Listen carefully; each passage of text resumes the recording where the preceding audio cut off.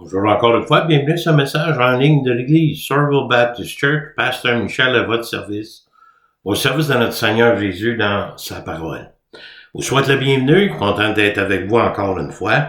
On est juste quelques jours avant le 25 décembre, donc Noël, et proche de nouvelle année 2026, que j'aimerais vous souhaiter une bonne année, puis un joyeux Noël avec le plein sens, le sens chrétien de Noël. Pas nécessairement le 25 décembre, mais la saison où ce que Dieu a vraiment béni, un temps de l'année où ce qu'on peut parler librement de sa nativité. Et c'est important de le faire. Nous verrons les prophéties bibliques, la naissance de Christ, parole de Dieu incarnée, deuxième partie.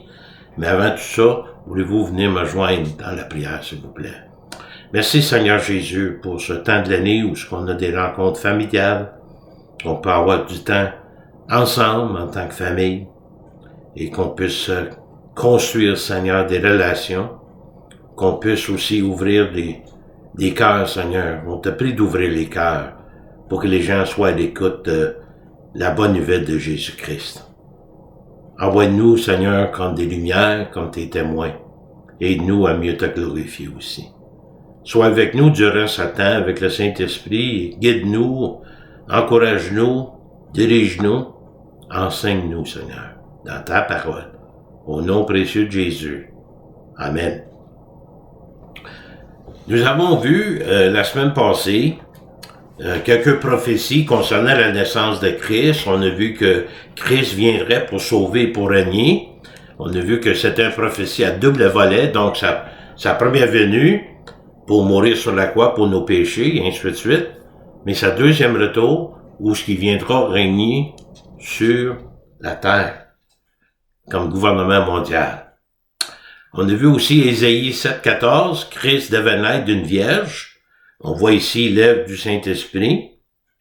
Et on voit comment est-ce que Dieu agit au-delà de toute attente pour manifester sa puissance et sa gloire. L'impossibilité même qu'une naissance vienne d'une vierge. On voit la nature divine de l'entrée de Jésus dans le monde, et par cela nous révèle et nous confirme qu'il est réellement le libérateur ultime du peuple de Dieu. À sa naissance, c'est très important pour notre raison, étant conçu du Saint-Esprit, Jésus a pu pleinement s'incarner, tout en demeurant sans péché. Notre garantie que Jésus serait notre représentant parfait, partageant notre humanité, mais non notre culpabilité. Celui qui était innocent, pas de charge possible contre lui, est mort pour nous les coupables. D'abord, Jésus-Christ, il a souffert en tant que Dieu, car Dieu seul avait le pouvoir de sauver. Il a souffert en tant qu'homme, car un seul homme était redevable. Seul l'homme était redevable de la dette de son péché. Encore une fois, nous voyons comment que Dieu s'est servi de toutes sortes de monde pour annoncer, confirmer l'accomplissement des prophéties de l'Ancien Testament concernant cette naissance. Et rappelons-nous, c'est après 400 ans de silence de sa part auprès de son peuple. On va commencer avec ceci.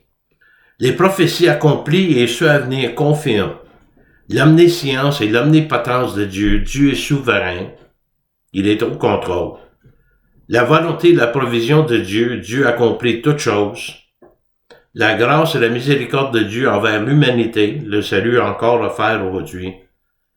L'identité légitime du Christ en tant que Seigneur et Sauveur, un Dieu-homme parfait et sans péché. Nous tournons maintenant dans Michée 5.1. Christ naîtra à Bethléem, la plus petite des villes, avec une importance particulière. Dans une prophétie de 700 ans avant la naissance de Jésus, le prophète Michée annonce la venue d'un chef qui viendrait de Bethléem. Donc l'avènement remonterait aux temps anciens et aux jours d'autrefois. Michée annonce le Messie roi. En toi, Bethléem, Ephrata, petite entre les midis de Juda, de toi sortira pour moi celui qui dominera sur Israël.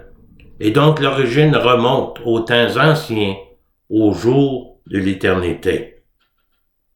Bethléem, d'abord, était considérée comme une petite ville insignifiante, l'une des plus petites, en réalité, parmi des milliers. Cependant, ce souverain particulier y naîtrait, et la dernière phrase pourrait se traduire depuis les jours de l'éternité, celui qui est là depuis les jours de l'éternité. Ici, Michée prophétisait que celui qui existe de toute éternité va naître à Bethléem. Le Messie venait en chair et en os, quelqu'un qui est éternel. On peut clairement lire et voir comment Dieu a préparé toutes les circonstances. Il a tout préparé pour que la naissance de Christ arrive à Bethléem, notamment avec le décret de César Auguste, où chaque citoyen devait être recensé dans sa propre ville. Et pourquoi Joseph et Marie sont venus à Bethléem pour se faire recenser. Et Dieu a initié tout cela à travers le gouvernement du temps. Et ce dirigeant accomplit la volonté de Dieu sans le savoir. Ça faisait partie du plan de Dieu. Lisons l'histoire dans Luc 2. Joseph aussi montait de la Galilée, de la ville de Nazareth, pour se rendre en Judée, dans la ville de David, appelé Bethléem parce qu'il était de la maison et de la famille de David, afin de se faire inscrire avec Marie, sa fiancée, qui est enceinte.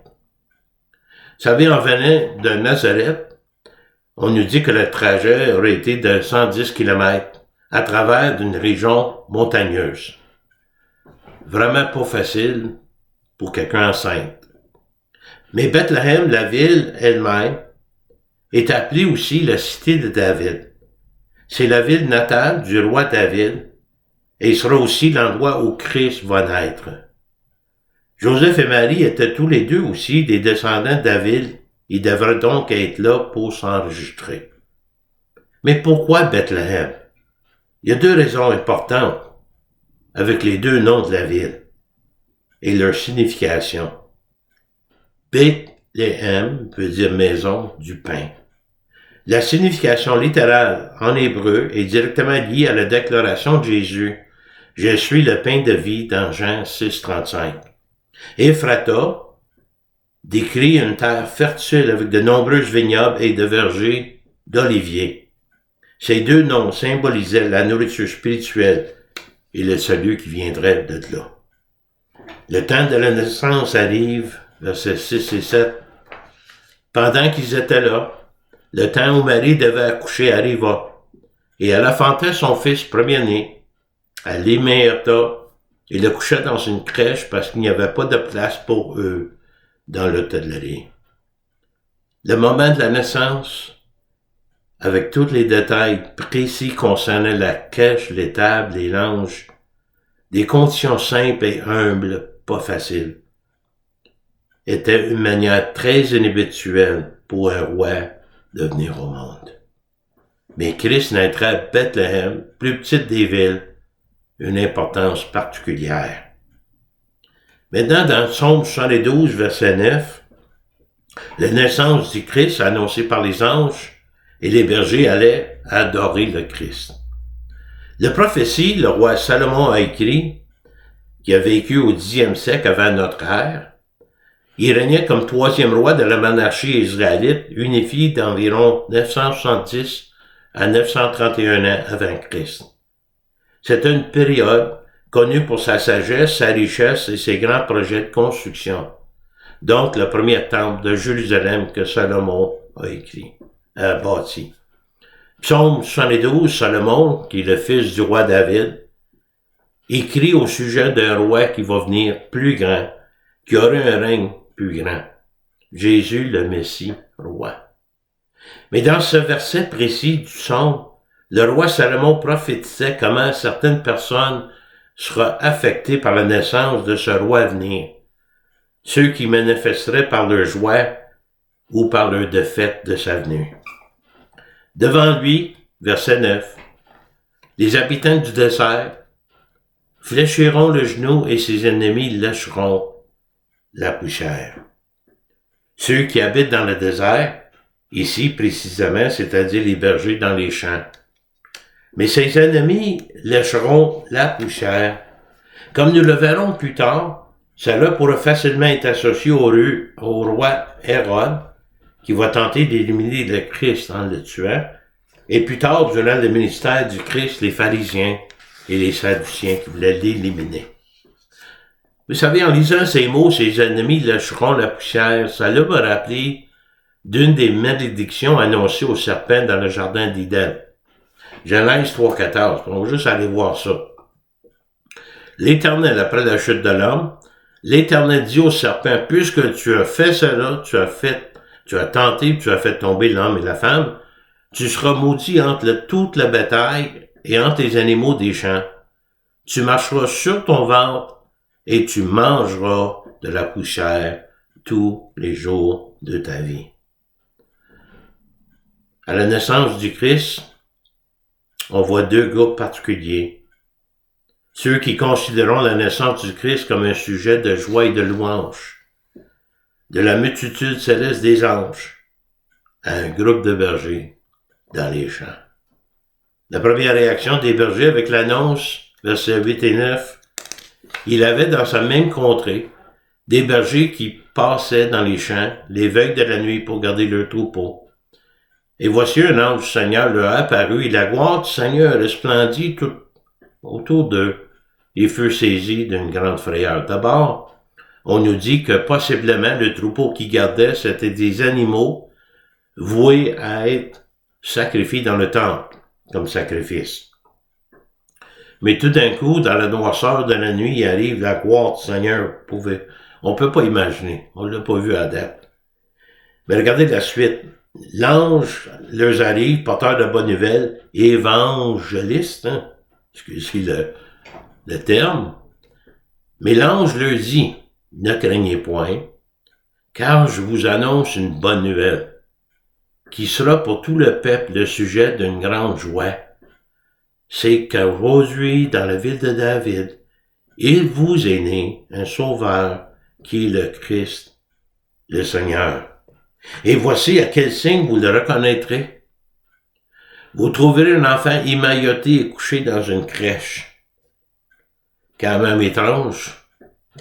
L'ange, après avoir annoncé la naissance du Christ au berger, est soudainement accompagné de nombreux autres anges, une armée d'anges du ciel. Et soudain, il se joignit à l'ange d'une multitude de l'armée céleste, louant Dieu et disant, gloire à Dieu dans les lieux très hauts, et paix sur la terre parmi les hommes qui la créent. Les anges avaient participé à la venue du Messie promis depuis si longtemps, le Sauveur que Dieu avait promis d'offrir à l'humanité depuis Genèse, un salut divin qu'il ne connaîtrait jamais, parce que c'était réservé à l'humanité. Voyons maintenant la réaction des bergers. Pensez-vous qu'ils aient tout compris? Non. Mais ils réagiraient aussitôt en désirant enquêter pour eux-mêmes et accueillent l'annonce avec un vif intérêt de beaucoup d'enthousiasme. On lit cela au verset 15.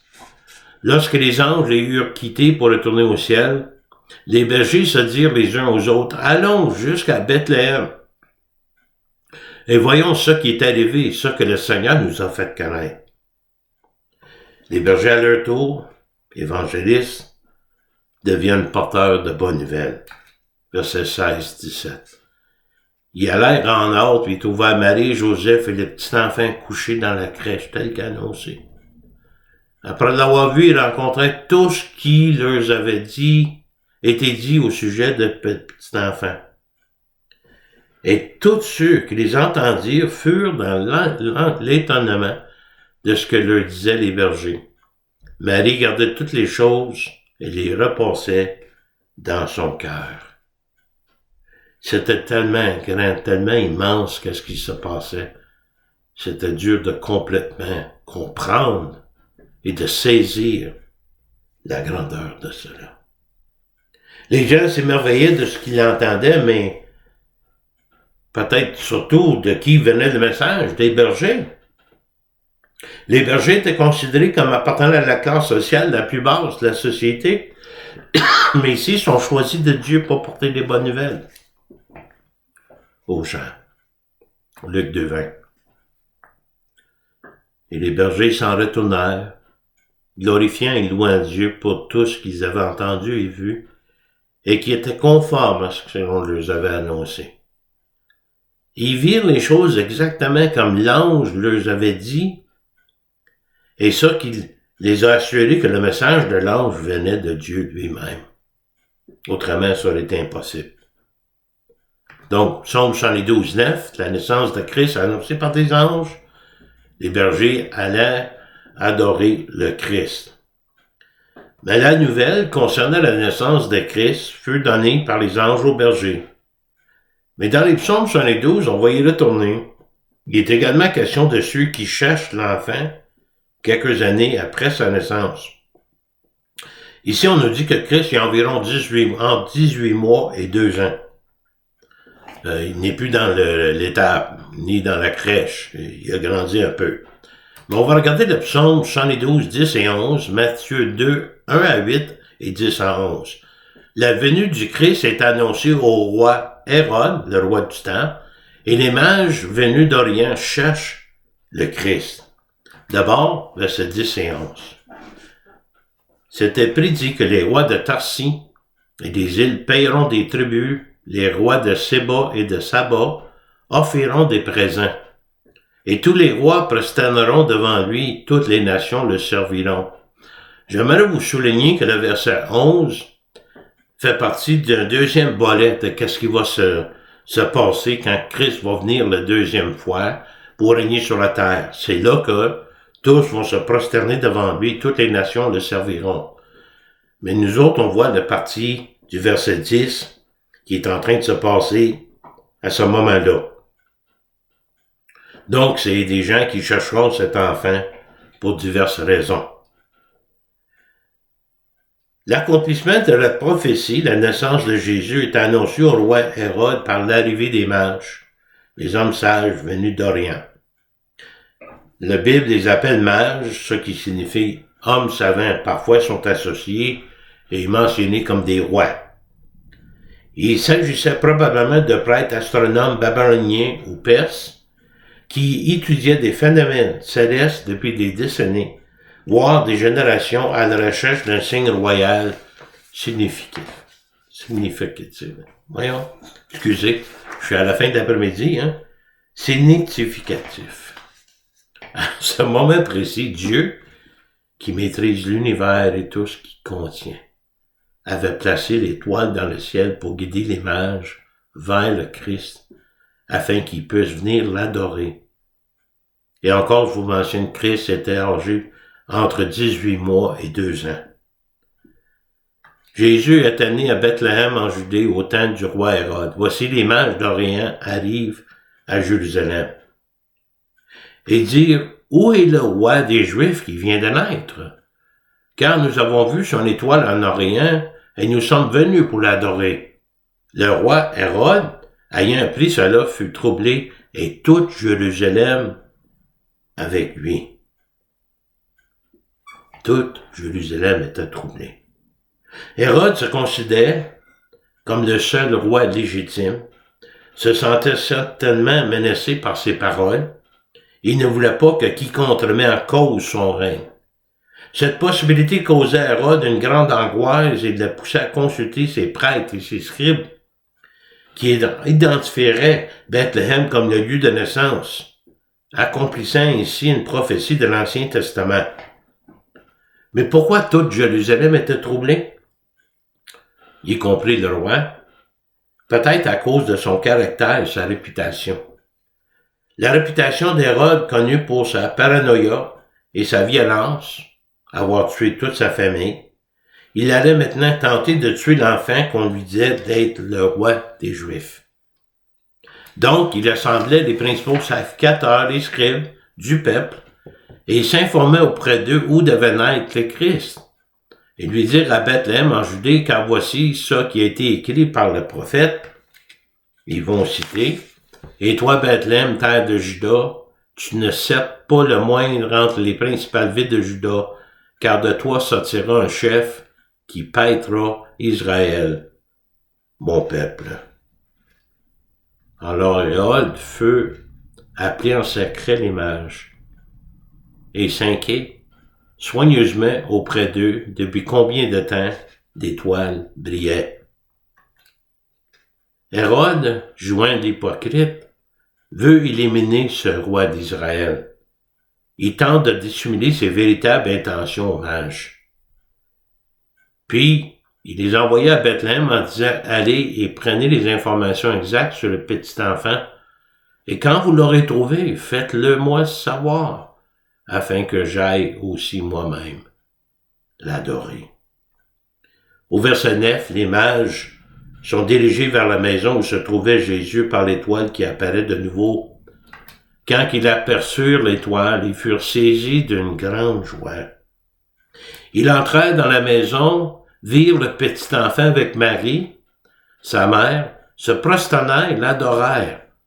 Ils ouvrirent ensuite le trésor en lui offrant le présent de l'or, de l'encens et de la myrrhe. Jésus alors, un jeune enfant, probablement, comme j'ai mentionné, âgé depuis 18 mois jusqu'à 2 ans.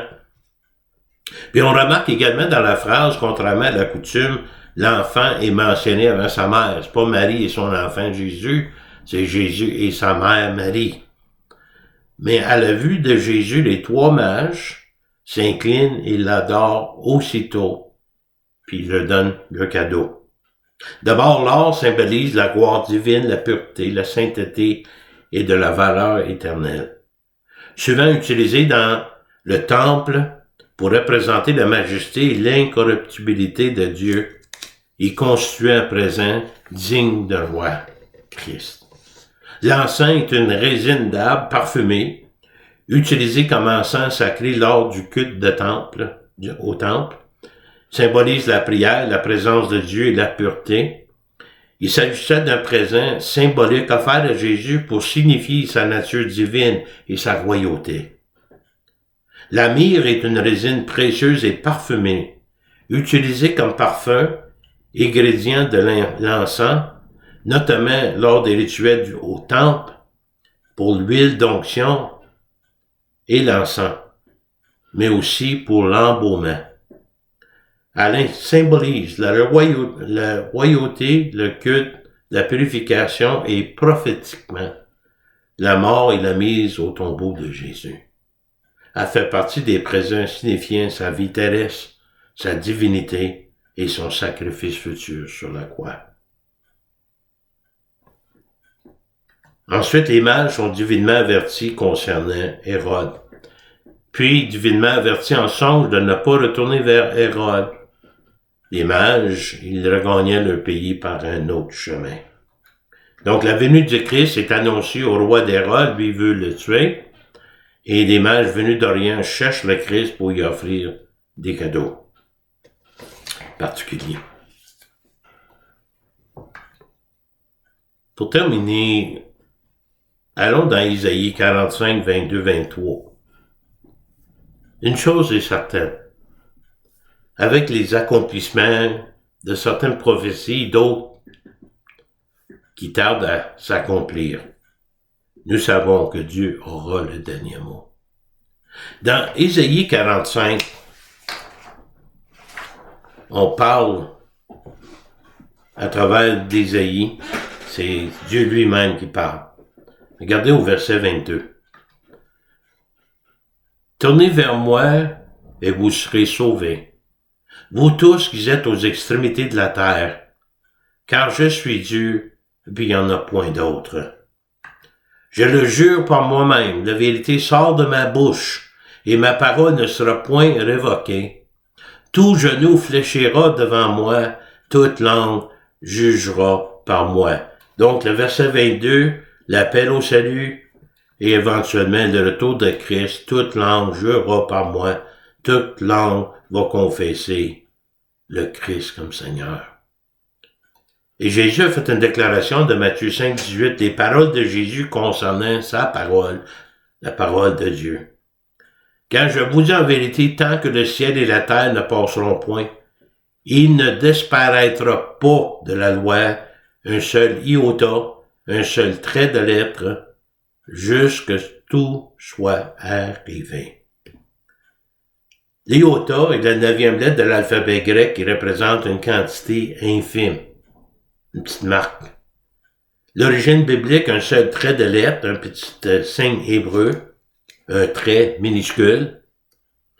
Et dans le sens figuré, dans le langage courant, il signifie pas un seul iota, pas le moindre parcelle, absolument rien sera enlevé jusqu'à la loi soit entièrement accomplie. Rien ne pourrait être retiré de la parole de Dieu jusqu'à son accomplissement, soulignant ainsi sa permanence et son importance. La parole de Dieu. La parole de Dieu a prouvé sa fiabilité. Tous se soumettront au Christ, tôt ou tard. Les auteurs bibliques pouvaient décrire les événements futurs en détail car ils étaient divinement inspirés par Dieu, qui connaît le commencement et la fin.